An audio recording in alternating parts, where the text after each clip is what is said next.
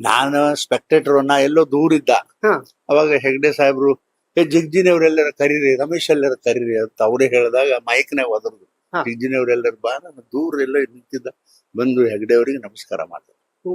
ನಮಸ್ಕಾರ ಮಾಡಿ ಹಿಂಗ್ ಕೈ ಹಾಕಿ ಹೇಳಿದ್ರು, ನೋಡಪ್ಪ ಇಷ್ಟು ಜನ ಪ್ರೀತಿಯಿಂದ ನಿನಗೆ ಹೇಳ್ತಾರೆ, ಮುಂದೆ ನೀನೇ ಅಭ್ಯರ್ಥಿ ಅಂತ ಹೇಳಿ ಅವತ್ತೇ ಹೇಳಿದ್ರು.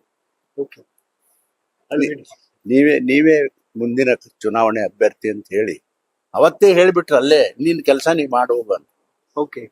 ಚುನಾವಣೆ ಬಂತು. ಈ ಜಿಲ್ಲೆನಲ್ಲಿ ಒಟ್ಟು 17 ಅಸೆಂಬ್ಲಿ ಕ್ಷೇತ್ರಗಳು, ಅಖಂಡ ಜಿಲ್ಲೆ 2. ಆ ಸಂದರ್ಭದಲ್ಲಿ 16 ಬಿ ಫಾರ್ಮ್ಗಳು ಬ್ಲಾಂಕ್ ಆಗಿ ಕೊಟ್ರು. ಒಂದೇ ಫಾರ್ಮ್ ಮೇಲೆ ನನ್ನ ಹೆಸರು ಬರೆದ್ರು.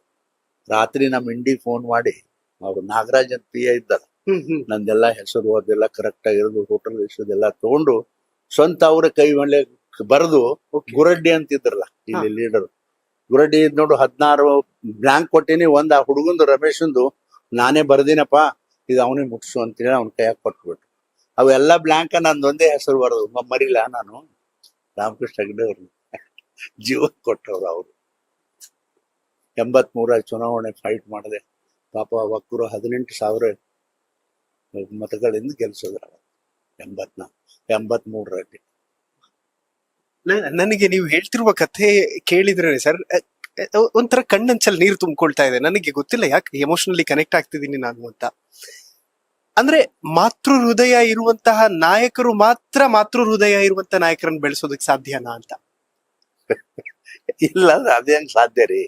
ನನ್ನಂತ ಒಬ್ಬ ಬಡ ಮನುಷ್ಯ, ಒಬ್ಬ ದಲಿತನ್ನ ಮಕ್ಕಳ ತರ ಜಾಕೆ ಮಾಡಿದ್ರಲ್ರಿ ರಾಜಕಾರಣ 20 ವರ್ಷ. ಮತ್ ನಾವ್ ಹೆಂಗ್ ಮರಿಲಕ್ ಆಗ್ತದೆ? ಅದೇ ಮಾತ್ರ ಪ್ರೇಮ, ಮಾತ್ರ ಹೃದಯ ಅವ್ರದ್ದು. ಅಮೇಸಿಂಗ್.